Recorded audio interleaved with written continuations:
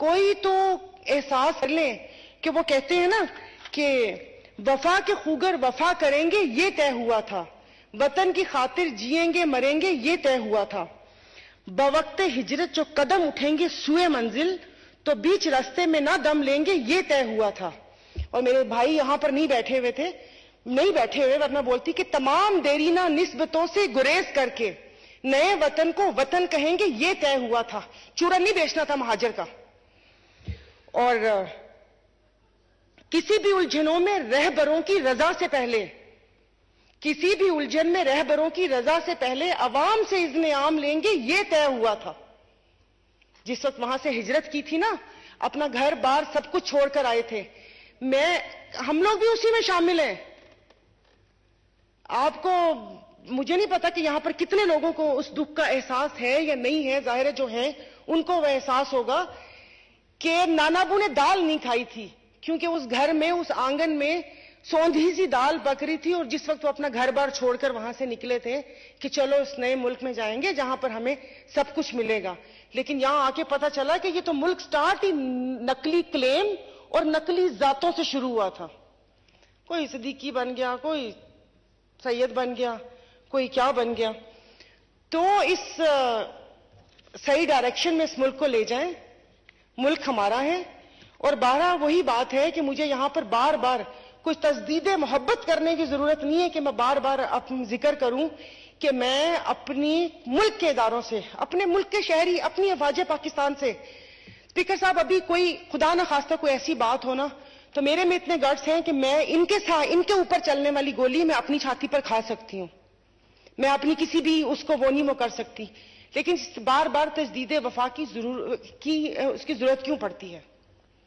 میں اس پاکستان کی شہری ہوں. میں کہیں نہیں میں نے جانا. میں یہاں پر، لیکن مجھے لوگ ڈراتے کیوں ہیں؟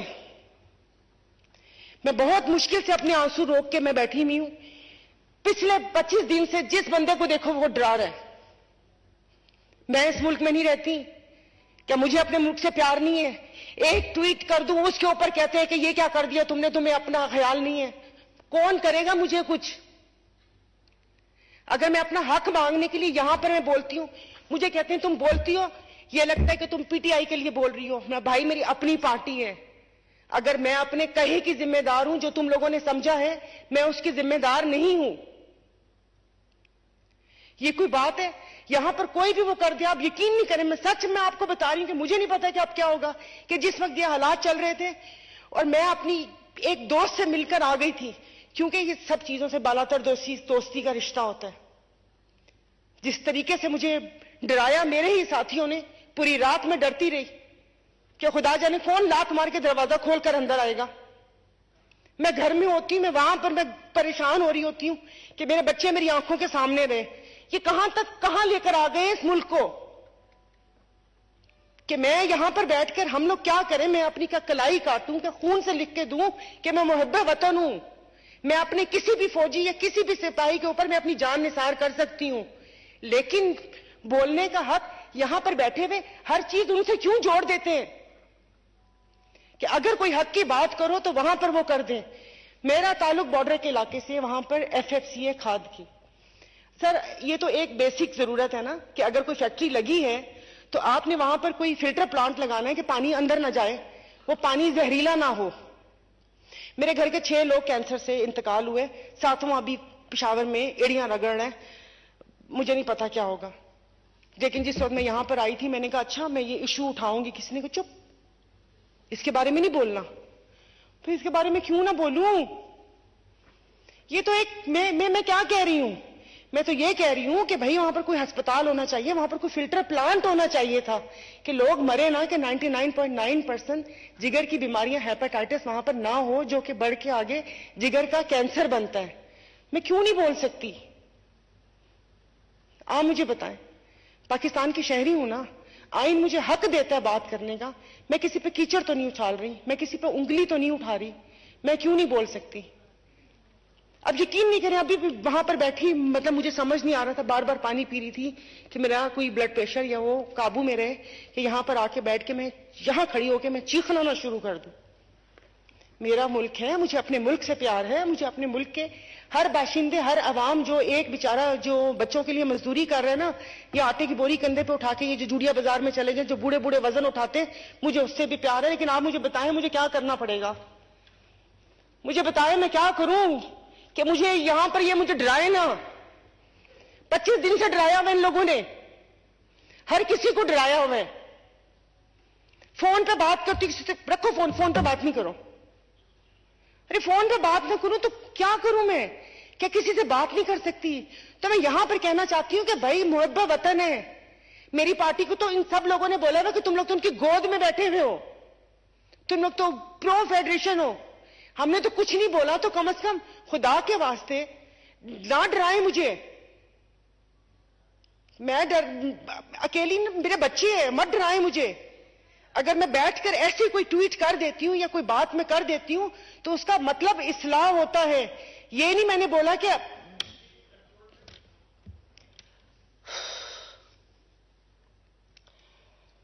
پتہ نہیں، اب تو بولنے کو بھی دل نہیں کرتا ان کو.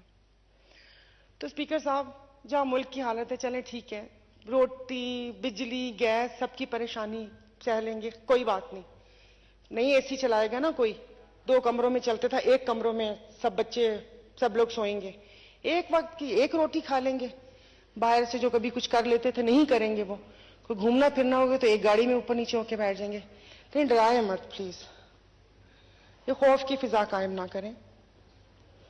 اس کو یہ کرنا، پی ٹی آئی کی بات آپ کریں تو پی ٹی آئی کو بھی دیکھیں. یہاں پر بیٹھے لوگ کہتے ہیں کہ وہ لائے گئے ہیں، تو لے آؤ نا ان کو جو لے کر آئے ہیں. کیوں چھوڑا ہوا ہے ان کو؟ No cross talk, please. No cross talk, please. آپ میرپور خاص کے حالات صحیح کریں، وہ سامنے دیکھیں. اسپیکر صاحب نظر آ رہے ہیں تو اس سے کیا کہتے ہیں، تو سر پھر کٹہرے میں لے کر آ جائیں نا. ابھی ایک استحکام پاکستان پارٹی بن گئی، جن کے بارے میں اب کہہ رہے ہیں کہ ہم مل کے پاکستان کو استحکام و دوام بخشیں گے. میں نے تو یہی سنا تھا کہ انہوں نے کہا تھا وہ اے ٹی ایم ہے. میں نے تو یہی سنا تھا کہ اون چودھری ڈرگ ڈیلر ہے. میں نے تو یہ سنا تھا فواد چودھری لوٹا ہے، علیم خان بلڈر مافیا ہے، زمینیں وہ کرتا ہے. کہ یہ سب کیسے استحکام بخشیں گے؟ مجھے بھی تو بتائیں نا، مجھے بھی تو بتائیں نا کیسے استحکام بخشیں گے. کہ وہ ابھی پتا چلا کسی پی سی بی کے چیئرمین پہ ہو رہا تھا کہ ان کی فیکٹری سیل کر دی. مجھے اس دن پتا چلا کہ ان کی شوگر مل ہے. سارا سینٹ تو بلڈر سے بھرا ہوا ہے. ٹوبیکو مافیا بھی ادھر ہے. آج یہاں بات کر رہے تھے ٹوبیکو کی، تو میں نے کہا شاید پتہ نہیں لڑائی ہو گئی ہے ان سے. بلڈرز، کانٹریکٹر سب موجود ہیں وہاں پر. تو پھر کل کو یہاں پر بھی آ جائیں گے. جو کرنا ہے کر لیں، کیونکہ جو بھی اگر آپ صحیح کریں گے یا غلط کریں گے اس کا حساب آپ لوگ خود آپ دیں گے. کوئی، کیونکہ وہ ایک ججمنٹ ڈے بھی آئے گا نا، اور وہاں پر تو کوئی خفیہ وہ چیز بھی نہیں وہ ہو سکتی، نہ کوئی سفارش کر سکتا ہے، نہ رشوت چلتی ہے وہاں پر. وہ آپ جانے اور آپ کا کام جانے. لیکن یہاں پر جس وقت جو زندہ ہے نا، ان کو تھوڑا سا زندہ رہنے دیتے. ماں باپ، جو بوڑھے ماں باپ ہیں نا، وہ بچوں کو اپنی بیماری بتاتے ہوئے شرمندہ ہوتے ہیں کہ وہ وہاں پر شرمندہ ہوتے ہیں. وہ ان کو نہیں وہ کر سکتے کہ اپنی بیماری کا بتائیں کہ وہ بچہ دوائی کہاں سے لے گا. ہم بچوں سے شرمندہ ہوتے ہیں کیونکہ ظاہر ہے جو ماں باپ ہے وہ سوچتا ہے اچھا کہ بچے کو کسی اچھے اسکول میں ڈال دیں. تو اس اچھے اسکول میں ظاہر ہے باقی لوگوں کے بچے بھی پڑھتے ہیں، پھر سوال کرتے ہیں، ماں باپ شرمندہ ہوتے ہیں. تو تھوڑا سا جینے کا حق دے دیں.